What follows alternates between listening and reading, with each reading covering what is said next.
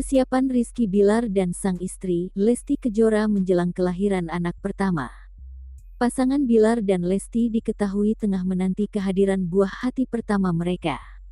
Saat ditemui, aktor asal Medan ini mengungkapkan usia kandungan sang istri yang memasuki 7 bulan.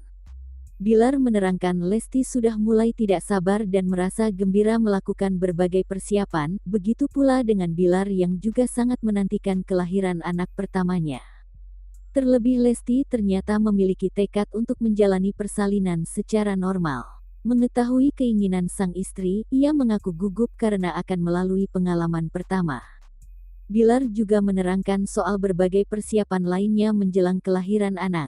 Ia mengungkapkan, sementara ini belum menyiapkan kamar tidur khusus anak setelah lahir. Dikarenakan Lesti disebut ingin tidur bertiga, bersama suami serta anak pertamanya kelak.